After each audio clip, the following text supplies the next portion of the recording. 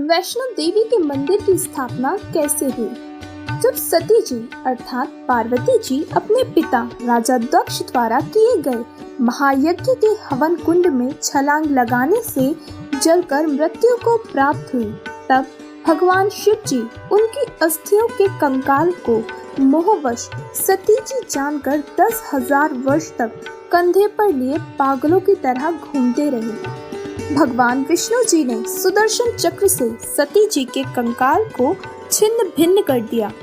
जहां धड़ गिरा वहीं उसे जमीन में गाड़ दिया गया। इस धार्मिक घटना की याद बनाए रखने के लिए उसके ऊपर एक मंदिर जैसी यादगार बना दी गई कि कहीं आने वाले समय में कोई यह ना कह दे कि पुराण में गलत लिखा है। उस मंदिर में एक स्त्री का चित्र रख दिया और उसे वैष्णो देवी कहने लगे। उसकी देखरेख व श्रद्धालु दर्शकों को उस स्थान की कहानी बताने के लिए एक नेक व्यक्ति नियुक्त किया गया। उसको अन्य कुछ धार्मिक व्यक्ति कुछ वेतन देते थे। बाद में उसके वंशजों ने उस पर भेंट दान लेने प्रारंभ कर दिए तथा कहने लगे कि एक व्यक्ति का व्यापार ठप हो गया था। माता को 100 रुपए के संकल्प किए, एक नारियल चढ़ाया, वह बहुत धनवान हो गया। एक निसंतान दंपत्ति था, उसने माता की 200 रुपए, एक साड़ी, एक सोने का गले का हार चढ़ाने का संकल्प किया। उसको पुत्र प्राप्त हो गया। इस प्रकार भोले आत्माएं इन दंत कथाओं पर आधारित होकर अपनी पवित्र गीता जी तथा पवित्र वेदों को भूल गए, जिसमें वह सर्व साधना शास्त्र विधि रहित लिखी है, जिसके कारण ना कोई सुख होता है, ना कोई कार्य सिद्ध होता है और ना ही परम गति अर्थात मुक्ति प्राप्त होती है। प्रमाण के लिए देखें पवित्र गीता जी के अध्याय 16 के श्लोक 23 व 24 में। इस प्रकार जहाँ देवी की आंखें गिरी वहाँ नैना देवी का मंदिर, व जहाँ जिह्वा गिरी वहाँ श्री ज्वाला जी का मंदिर तथा जहाँ धड़ गिरा वहाँ वैष्णो देवी जी के मंदिर की स्थापना हुई। जैसे किसी बहन का कोई पति नहीं आया है, उपस्थित नहीं हो पाया किसी कारण से, तो उसका आसन लगा रखा है और उसके लिए फी प्रॉपर उसका हिस्सा भी रखा हुआ है। तो पार्वती जी ने कहा अपनी माँ से कि आपने ना तो अपने दामाद को आमंत्रित किया, ना मुझे किया, ना उसका आसन लगा रखा है। ऐसा भेदभाव तुमने क्यों किया हमारे से? तब माँ ने कहा कि बेटी, ना तो तू मानती मेरी बात, ना तेरा पिता मानता। तूने भी अपनी मर्जी से ब्याह किया था, इससे तेरा पिता क्षुब्ध है और ये इस कारण से तुम्हें बुलाया नहीं। तो पार्वती जी ने अपने पिता से प्रश्न किया कि आपने न तो अपना दामाद बुलाया, ना मुझे आमंत्रित किया, क्या मैं आपकी बेटी नहीं? तो दक्ष ने कहा कि मैं ना तेरी सूरत देखना चाहता हूँ और ना उस सर्प लपेटे हुए व्यक्ति को बुलाकर अपनी बेइज्जती करवाना चाहता हूँ। और आपको किसने बुलाया यहाँ पर? आप जा सकती हैं। इस अपमान को वो पार्वती सहन नहीं कर सकी और एक बहुत बड़ा हवन कुंड बना रखा था को 7-8 फुट नीचा, और उसमें ये क्योंकि राजा का यज्ञ ब्राह्मण कुंड से अपने घर से डालना था कि घेर कर लकड़ और सोवा बरबर कड़छे घेरे पूरे लोटे के लोटे और डीक पड़े हवन की। तो पार्वती ने कहा कि मैं करवाती हूँ तेरा यज्ञ संपूर्ण। ऐसा क्षुब्ध हुई, इतना गुस्सा मान के और हवन कुंड में छलांग लगा कर जल गई। जल्दी सी हवन कुंड को बुझाया गया, तुरंत ही उसको निकाला गया, सारा शरीर जल गया, लेकिन अस्थि शेष रह गई, अस्थि पिंजर शेष रह गया। भगवान शिव को पता चला, ये बहुत लंबी कथा है। भगवान शिव ने फिर अपने ससुर का सिर भी काट दिया था, उसने काट दिया था भैरव ने, जैसा भी। तो फिर क्या हुआ कि भगवान शिव जब आए तो उसने उस पार्वती के कंकाल को, जो केवल अस्थि पंजर था पूरे बॉडी का, उसको पार्वती जान के मोहवश इतना अंधे हो गए और उसको सीने से लगाकर 10,000 वर्ष तक पार्वती पार्वती करते फिरते गए रहे। एक दिन भगवान ने सुदर्शन चक्र से उस पार्वती के टुकड़े टुकड़े कर दिए उस अस्थि पिंजर के। तो उसके विषय में बताते हैं कि जहाँ नैन गिरे वह नैना देवी, जहाँ धड़ गिरी उसकी, वहाँ पर वैष्णो देवी। ऐसे वैष्णो देवी और नैना देवी की स्थापना हुई क्योंकि वहाँ इन पार्ट्स ऑफ द बॉडी को, शरीर के अंगों को, जहाँ नैन गिरी थी वहाँ उनकी समाधि दे दी और उसकी एक यादगार बना दी कि यहाँ पर ऐसी घटना घटी थी, कहीं आने वाले समय में कोई इन ऐतिहासिक और पौराणिक बातों को झूठा ना सिद्ध कर दे, इसलिए वो यादगार बनाई थी। और आज वहाँ पूजाएं शुरू होगी। ऐसी जहाँ धड़ गिरा था वहाँ पर वैष्णो देवी बना दी, एक यादगार बना दी और उसको मंदिर का रूप दे दिया, जैसे कि आने वाले समय में ये चिन्ह बना रहे, ये अवशेष बने रहे। इस प्रकार ये हमारे धार्मिक तीर्थ बने। हम फिर जाने लगे, वहाँ श्रद्धा से मत्था टेकने लगे, दान दक्षिणा करने लगे, फिर पुजारी बैठा दिए। अब वही घंटी बजा के हम कल्याण मोक्ष समझने लगे। तो अध्यात्म ज्ञानहीनता के कारण हम ऐसा कर रहे थे, ये डले ढो रहे थे। जैसे किसी ने किसी व्यक्ति के कहने से या देखम देखा कहीं पर तीर्थ पर जाकर भंडारा कर दिया, कहीं पर कंबल बांट दिए, पक्षियों को दाने डाल दिए, कुत्तों को रोटी डाल दी, कोई प्याऊ बनवा दी, कोई धर्मशाला बनवा दी, कोई कुआं बनवा दिया। अब परमात्मा कहते हैं जैसे धर्मशाला है, कुएं हैं, कुत्तों को रोटी डालना, पक्षियों को रोटी डालना, ये बहुत अच्छी बात है। यह तो उपदेशी को भी चाहिए, अगर ऐसा वो कर सकता है तो कर सकता है। लेकिन मंदिर वगैरह में कहीं दान नहीं देना, मंदिर वगैरह नहीं हमने बनाने, क्योंकि हमने अपने मन मंदिर में पूजा करनी है उस परम पिता परमात्मा की, या अन्य किसी गुरुद्वारे में, मस्जिद में, चर्च के बनाने में हमें कोई सहयोग नहीं देना, क्योंकि हमने उन्हीं क्रियाओं पर अपना पैसा लगाना है जिससे हमें प्रभु मिले। और जो आदेश दास का हो, वो आदेश दास का क्या होगा, जो परमात्मा का विधान होगा उसी तरह करना। और हमारे लिए कोई मंदिर, मस्जिद, गुरुद्वारे ये अनादरणीय नहीं है, लेकिन उनमें केवल वो महान आत्माओं की, महापुरुषों की मूर्तियां रखी हैं। उन मूर्तियों से, या वहाँ जैसे गुरु ग्रंथ साहिब रखा है, गुरु ग्रंथ साहिब में लिखे वर्णन के आधार से हमने क्रियाएं करने से मोक्ष होगा। केवल किसी गुरुद्वारे के अंदर और गुरु ग्रंथ साहिब को रखकर ही उसका आदर सत्कार करते रहने मात्र से नहीं। आदर सत्कार तो सबका करना। जैसे मूर्ति है, एक सेब की मूर्ति है, सेब की मूर्ति तो प्रेरणा करती है कि ये सेब है, इतना बढ़िया होता है, इसके खाने से क्या लाभ होता है।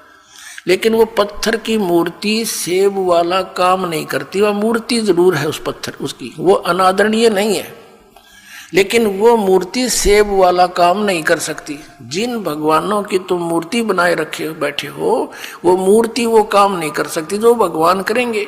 और उन भगवानों से लाभ लेने के लिए उनकी प्राप्ति के मंत्र भी इस दास के पास है, जो सबसे पहले वही दिए जाते हैं जिससे वो आपको कुछ लाभ दे सकेंगे। तो इस कारण से उन मंदिर, मस्जिद, गुरुद्वारों में परमात्मा की खोज में नहीं जाना, ये मनाही है। आप जी जो साधना कर रहे हो, अन्य देवी देवताओं के, पूर्ण परमात्मा की भक्ति ना करके किसी भी ब्रह्म की, सरपुरुष की, अक्षर पुरुष की, ब्रह्मा विष्णु महेश की, या दुर्गा या निरंजन की, तो ये तो ऐसी साधना है जैसे कोई किसान ऊंचे स्थान पर, थली पर, पहले वर्षा पर आधारित थे सभी मानव समाज। और उस समय गरीबदास जी ने भी किसान थे, गरीबदास जी जाट ग्रुप में, जाट जाति से थे, और अपने वहाँ के साथी जो किसान थे उनको भी समझाना था। इसलिए बता रहे हैं कि जो मैं भक्ति बता रहा हूँ जिस भगवान की, उसकी साधना ना करके आप अन्य जो साधना कर रहे हो ऐसी है जैसे ऊंची थलियों पर, ऊंचे स्थानों पर बीज बो दिया, खेती कर ली, और जब थोड़ी बहुत वर्षा हुई तो उस थलियों का पानी एक समतल स्थल पर, डहर बोलते थे उसको, डहर, वहाँ आकर इकट्ठा हो जाता था। और उस स्थान को, डहर के अंदर पानी वर्षा भी और आसपास के ऊंचे क्षेत्र का उसी में आ जाता था। और उसमें जब बोई जाती थी फसल, जैसे ऊंची थलियों पर बोई हुई तो वो होती ही नहीं थी, और डहर में बीजा हुआ 1 एकड़ में मनमाने 50 मन कनक हो जाती थी। और ऊंची थलियों पर 2 मन की भी नहीं होती थी मुश्किल से। तो क्या बताते हैं गरीबदास साहब जी, एक और एग्जाम्पल बता रहे हैं कि तुम ऊंची थलियां खेती बो भूल गए निज डेरे नु। इस परम पिता परमात्मा सतपुरुष कबीर साहब की भक्ति ना करके आप अन्य देवी देवताओं की भक्ति करके ऐसी लाभ उठा रहे हो जैसे ऊंची थली पर खेती करने वाले किसान को कोई लाभ नहीं होता। और जो डहर में बीज बोता है, प्रयत्न दोनों एक जैसा ही करते हैं, तो उस डहर वाली यानी उपजाऊ जमीन में और समतल जमीन में घना लाभ होता है। तो समझाना चाहते हैं कि जो साधना हम बताते हैं वो तो डहर समझो। अब फिर बताते हैं, गोता मारूं स्वर्ग में जा बैठूं पाताले, गरीबदास ढूंढता फेरूं अपने हीरे मोती लाल। चारों युग में मेरे संत पुकारे और कूक कहा हम हेल रे, हीरे माणिक मोती बरस ये जग चुगता ढेल रे।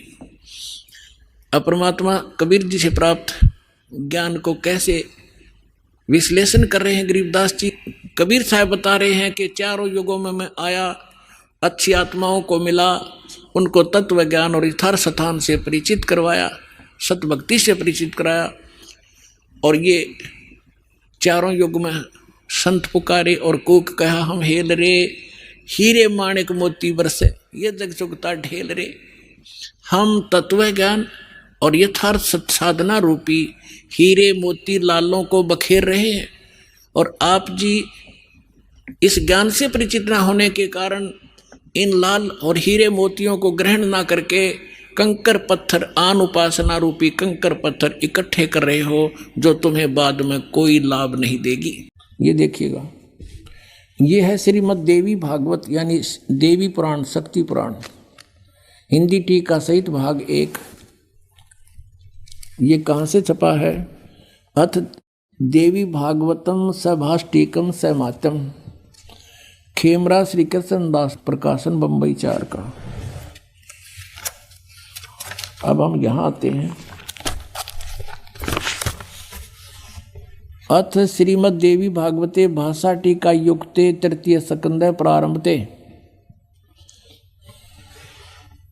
अब तीसरा स्कंध हम देख रहे हैं इसका। प्रश्न नंबर इसके भी 11 पर, पहले हमने शिवपुराण देखा था, इसके 11 पर। और ये तृतीय स्कंध है, भाषा टीका तृतीय स्कंध अध्याय 5 में।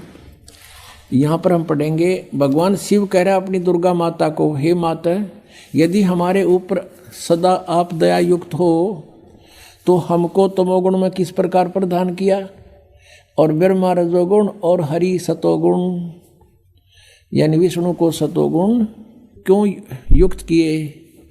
अब यहाँ देखिएगा, हम अब संस्कृत पढ़ेंगे। यदि दया धर्मना न सदाम्बिके कथम अहम विहित है, यदि आप दयालु हो माता तो मुझे किस प्रकार बना दिया। तमोगुण और कमल जय, कमल से उत्पन्न होने वाले ब्रह्मा को रजोगुण संभव, क्यों रजोगुण कैसे उत्पन्न कर दिया।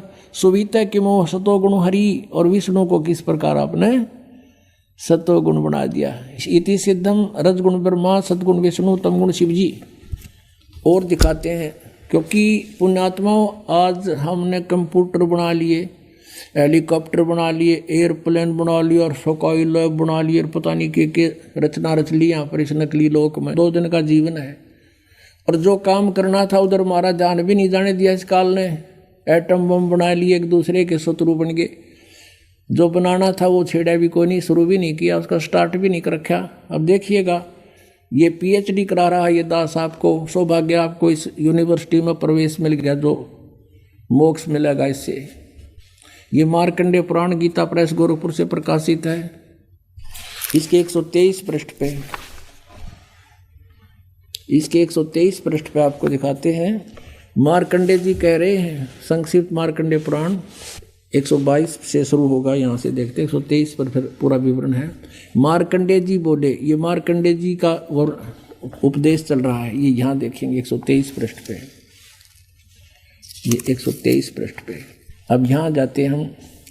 इस तरह स्वयंभू परमात्मा की 3 अवस्थाएं हैं, रजोगुण प्रधान ब्रह्मा, तमोगुण प्रधान रुद्र, सतगुण प्रधान, सत प्रधान विश्वपालक विष्णु है, और ये ही 3 देवता हैं और ये ही 3 गुण हैं। गुण तीनों की भक्ति में ये भूल पड़ो संसारे, कह कबीर निज नाम बिना कैसे उतरो पार। 3 देव की जो करते भक्ति, उनकी कदे ना होवे मुक्ति। अब ये कंसेप्ट क्लियर हो गया। रजगुण ब्रह्मा है, सतगुण विष्णु, तमगुण शिव जी। अधिक जानकारी के लिए डाउनलोड करें संत रामपाल जी महाराज ऐप व सब्सक्राइब करें संत रामपाल जी महाराज यूट्यूब चैनल।